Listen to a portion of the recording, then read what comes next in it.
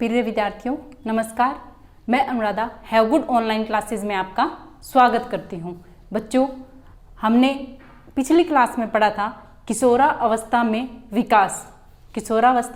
विकास, जो कि हमारा द्वितीय अध्याय है।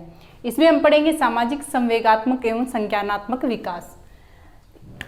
अगर हम बात करते हैं किशोरावस्था में सामाजिक विकास की, देखिए कल हमने चर्चा की थी कि संवेग कितने प्रकार के होते हैं, कौन कौन से होते हैं, वो सब हमने पढ़ा था। और पहले हमने किशोरावस्था का जो परिचय था वो पढ़ा, फिर उसमें जो संवेग आते हैं वो हमने पढ़े थे अच्छे से, 4-5। जैसे मान लीजिए क्रोध, भय, व्याकुलता, ईर्ष्या, जिज्ञासा इत्यादि। इन सब में इसके बाद आता है किशोरावस्था में सामाजिक विकास। अगर किशोरावस्था में सामाजिक विकास की बात की जाए तो सामाजिक विकास से अर्थ क्या निकलता है? सामाजिक विकास वह विकास होता है जिसमें चहुमुखी विकास को शामिल किया जाता है। अब इसमें हम पढ़ते हैं कि क्या क्या आता है। किशोरावस्था परिवर्तनों की अवस्था मानी जाती है। क्या? व्यापक परिवर्तनों की अवस्था मानी जाती है। जब किशोरावस्था में कोई भी परिवर्तन आ जाता है उसके बाद वो रुक जाते हैं, परिवर्तन जो है रुक जाते हैं, तो व्यापक परिवर्तन यानी स्थिरता आ जाती है जो हमारे जीवन पर्यंत तक रहने की संभावना बनी रहती है। इसके बाद परिवर्तनों की अवस्था, यौवनावस्था में सामाजिक विकास नहीं होता। किशोरावस्था में, यौवनावस्था में सामाजिक विकास नहीं हो पाता, इसलिए पठार से भी किशोरावस्था की तुलना की जाती है। किससे की जाती है? पठार से। पठार का अर्थ क्या आएगा यहाँ पे? रुकावट।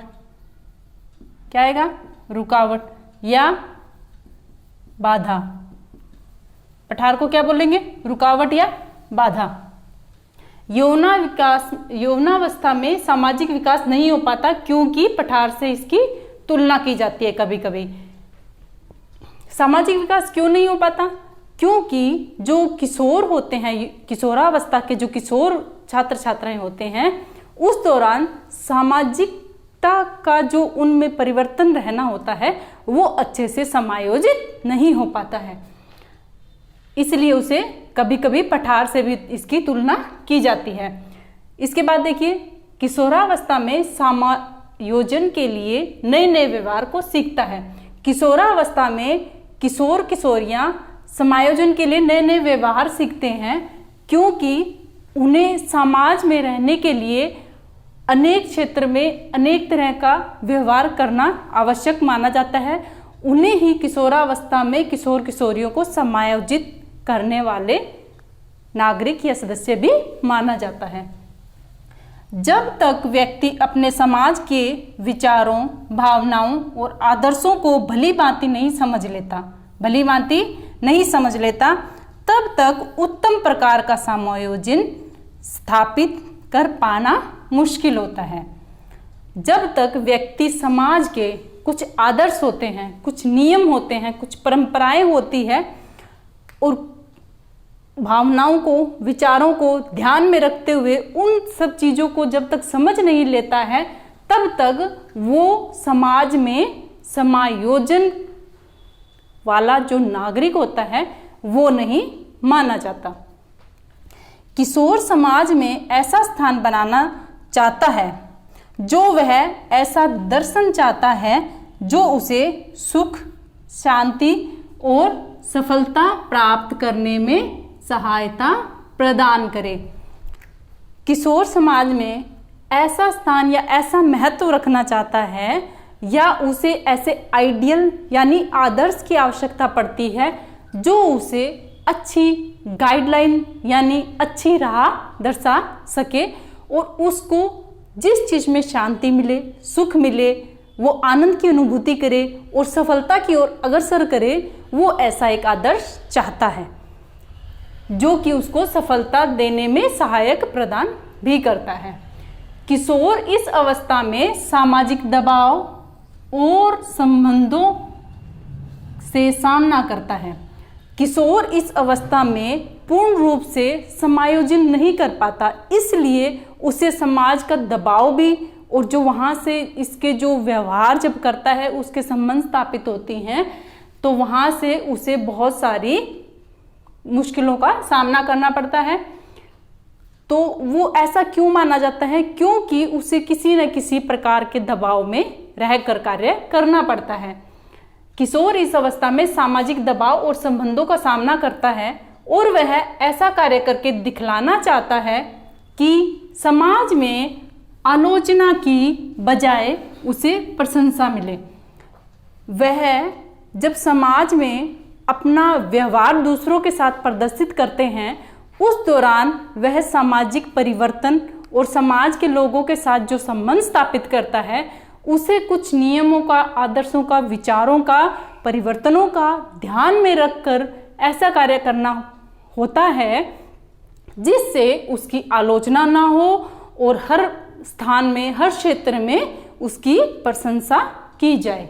वह ऐसी आशा रखता है और वो करने में सक्षम भी होता है। अब हम पढ़ेंगे किशोरावस्था में संज्ञानात्मक विकास। क्या पढ़ेंगे? किशोरावस्था में संज्ञानात्मक विकास। नैतिक विकास में विशेष परिवर्तन नहीं होता। संज्ञानात्मक विकास में नैतिक परिवर्तन जो होता है वो परिवर्तन नहीं हो पाता। क्यों? क्योंकि नैतिकता की जो भावना है वो बच्चों में बाल्यावस्था से ही आ जाती है। क्योंकि नैतिक विकास में विशेष परिवर्तन नहीं आता। अब हम इसका कारण जानते हैं। क्यों? क्योंकि बालक उचित और अनुचित व्यवहार के कारण और प्रभाव को समझने लगता है। नैतिक विकास में विशेष परिवर्तन नहीं आता क्योंकि बालक उचित चीज़ों को और अनुचित चीज़ों को व्यवहार में जब उसका कारण और प्रभाव दोनों को जानना और समझने लग जाता है। उचित और अनुचित व्यवहार का जो कारण होता है और उसका जो प्रभाव पड़ता है व्यवहार करने के बाद, उसको भली भांति समझने लग जाता है। अगला पॉइंट देखिए, किशोरावस्था में सहनशीलता। क्या?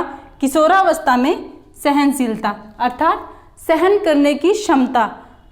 क्योंकि किशोरावस्था में बच्चों से जब कुछ परिवर्तन आते हैं, संवेग आते हैं, उस दौरान अगर वह बच्चा समाज में समायोजन की स्थापना नहीं कर पाता या वो अपने आप को समायोजित नहीं कर पाता, उस दौरान क्या देखा जाता है कि उसकी सहन शक्ति कितनी है।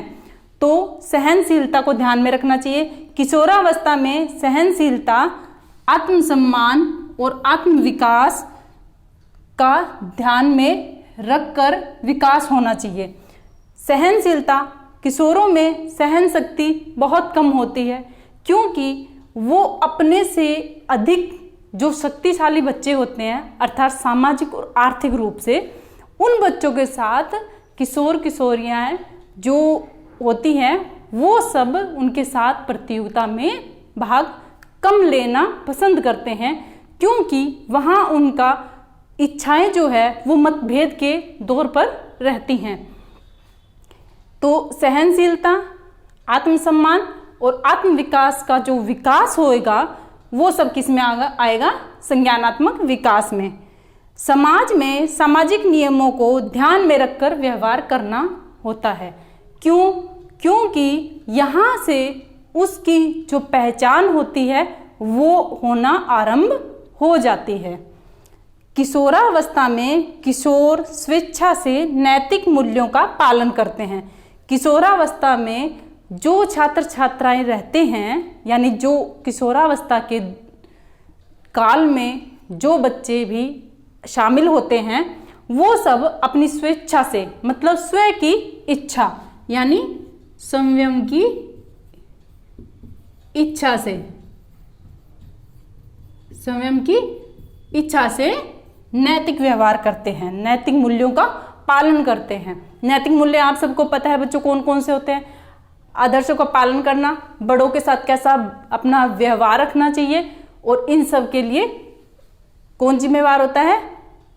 नैतिक मूल्य। तो किशोर अवस्था में किशोर स्वेच्छा से नैतिक मूल्यों का पालन करते हैं, स्वयं की इच्छा को ध्यान में रखते हुए नैतिक मूल्यों का पालन करते हैं, जो कि दर्शाते हैं हमें कि हमें समाज में किस तरह से व्यवहार करना चाहिए या अपने आप को समायोजित करना चाहिए। अब इन सब चीज़ों से जो हमें परिवर्तन देखने को मिलता है उनके पॉइंट कौन कौन से हैं, कि सामाजिक विकास में होने वाले परिवर्तन कौन कौन से हैं, वो सब अब हम पढ़ेंगे पॉइंट में।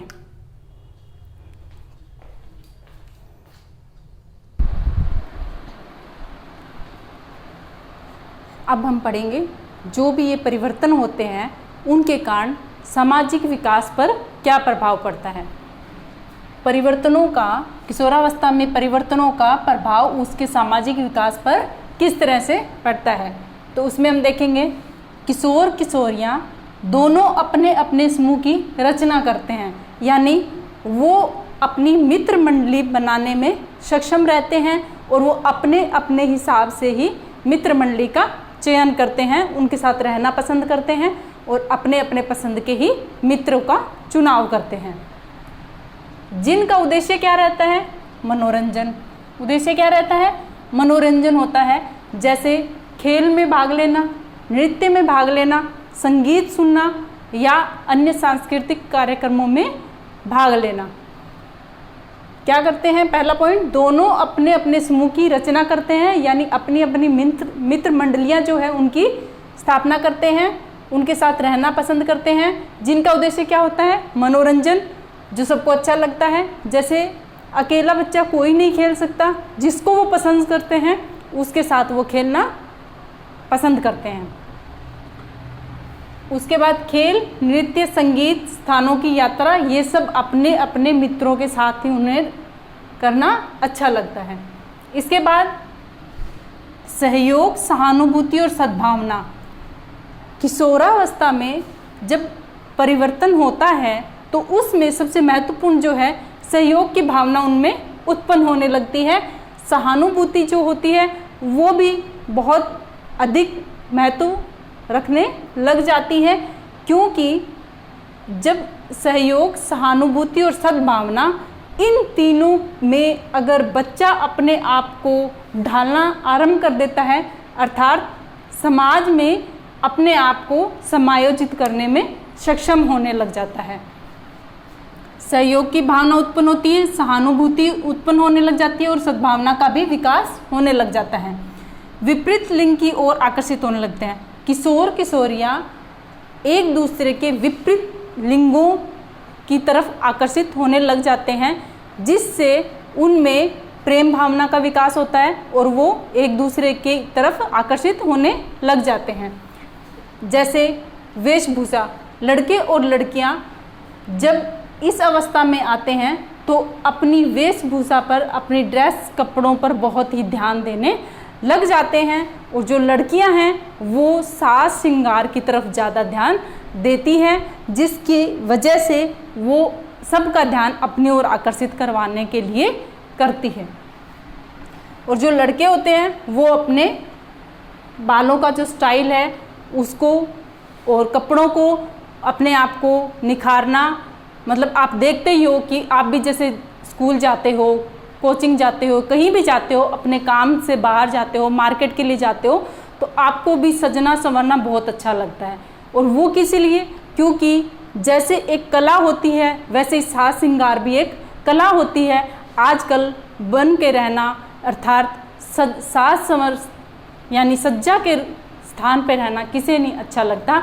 हर कोई अपने अपना पहचान बनाना चाहता है, अपने आप को आकर्षित दिखाना चाहता है। तो यही आ जाता है जैसे श्रृंगार अन्य गुणों के दिखावा देने की प्रवृत्ति इस अवस्था में आने लग जाती है। आयु बढ़ने के साथ साथ सामाजिक क्रियाओं में भाग लेने के अवसर प्राप्त होते हैं।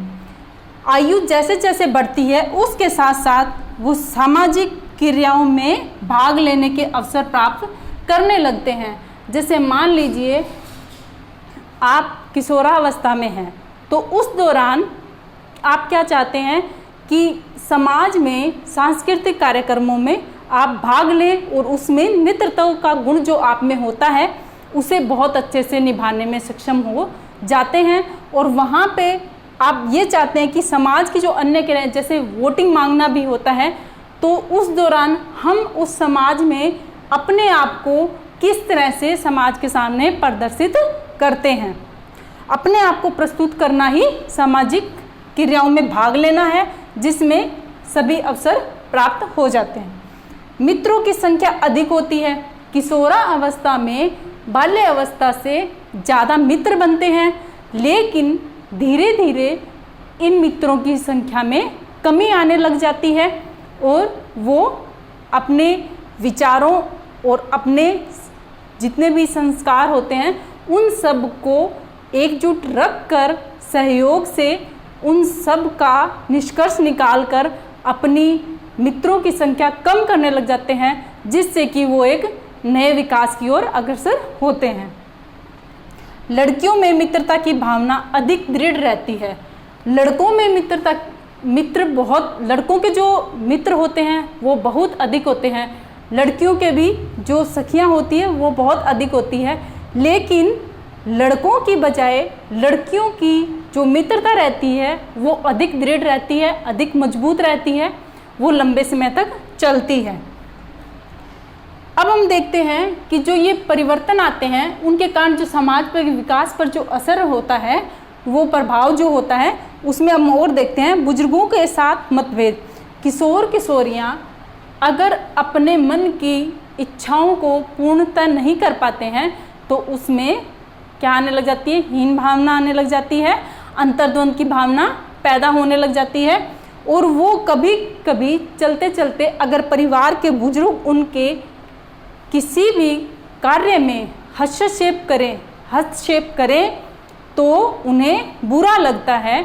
इस अवस्था में अगर बच्चा चाहता है विशेष समय में पढ़ना तो उसे पढ़ने दिया जाए, अगर वह सोना चाहता है तो सोने दिया जाए। अर्थात जब वो अपने मन के इच्छा को पूर्णतः करना चाहता है तो उसके लाभ और हानि को ध्यान में रखते हुए वो कार्य करने देना चाहिए। घर के सदस्यों को इन सब बातों का ध्यान रखना अति आवश्यक है, क्योंकि किशोरावस्था में अगर बच्चे की किसी भी इच्छा का दबना अर्थात विपरीत रास्ते पे जाना संभव हो जाता है, तो इसीलिए घर के सदस्यों का सहयोग किशोर अवस्था में बालक बालिकाओं को बहुत ही महत्वपूर्ण दिया जाना चाहिए, आवश्यक होता है, क्योंकि यह हमारा आधार तैयार होता है एक अच्छे नागरिक का। इस अवस्था में बालक बालिकाएं किससे ग्रसित रहते हैं? चिंता से। क्यों? क्योंकि यहाँ पे बच्चों के जितने भी परिवर्तन आते हैं वो इंटरनल एक्सटर्नल यानी आंतरिक और बाह्य दोनों परिवर्तन इस दौर पर होते हैं और उनकी जो भावनाएं हैं उनमें भी तेजी से परिवर्तन होने लग जाता है, जिसकी वजह से वो कुछ भी अच्छे से अपना निष्कर्ष या अपना फैसला किसी भी बात के लिए नहीं ले पाते।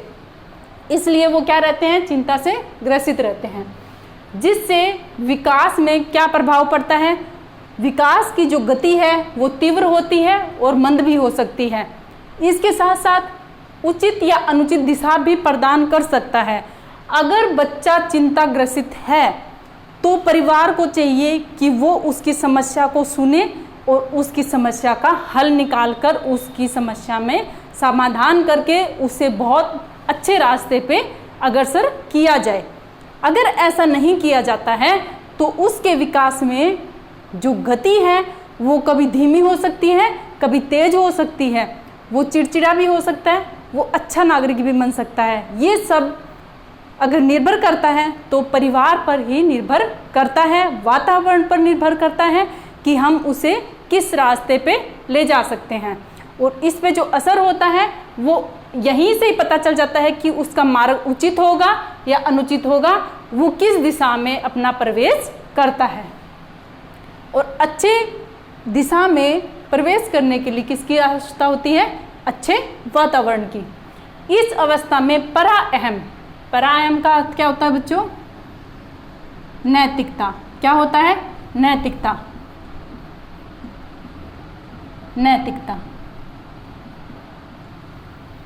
अर्थात इस अवस्था में पराअहम पैदा होता है, यानी इस अवस्था में किसकी भावना उत्पन्न होती है? नैतिकता की भावना उत्पन्न होती है, जिससे हमारे संस्कार या जो भी हमारा पूर्णतः पालन पोषण हुआ है, जो हम दूसरों के प्रति अपना व्यवहार प्रदर्शित करते हैं, वो सब किस में आते हैं? पराअहम, यानी हमारी नैतिकता, कितने हम में संस्कार है, कितने आदर्श नियमों को पहचानने या उनको प्रस्तुत करने में हम सक्षम होते हैं। इसमें क्या आता है साथ में कि सांस्कृतिक मूल्य और आत्मनियंत्रण की भावना पैदा होती है। किससे? पराअहम से। पराअहम का अर्थ क्या होता है? नैतिकता। और नैतिकता में क्या क्या शामिल हो जाते हैं? सांस्कृतिक मूल्य और आत्मनियंत्रण की भावना भी शामिल होती है। अब हम बढ़ते हैं सामाजिक परिपक्वता की अवस्था। जो समाज में परिपक्वता की अवस्था होती है, उसमें किन किन बातों का ध्यान रखा जाना चाहिए? सामाजिक विकास अन्य अवस्थाओं से अधिक होता है। जो सामाजिक विकास होगा वो अन्य अवस्थाओं से अधिक होगा। क्यों? क्योंकि बाल्य अवस्था में जो नैतिक विकास हमें अच्छे से डेवलप हो जाते हैं, यानी अच्छे से विकास हो जाते हैं, उसके बाद किशोरा अवस्था में वो नैतिक मूल्य स्थगित होने लग जाते हैं, यानी वो रोज़मर्रा की ज़िंदगी में आने लग जाते हैं, क्योंकि नैतिकता हमें बाल्यावस्था से ही सिखाई जाती है। और वो जब सामाजिक विकास की जब बात आती है तो अन्य अवस्थाओं से अधिक क्यों होती है? क्योंकि हमारा चहुमुखी विकास उस दौर पर होता है।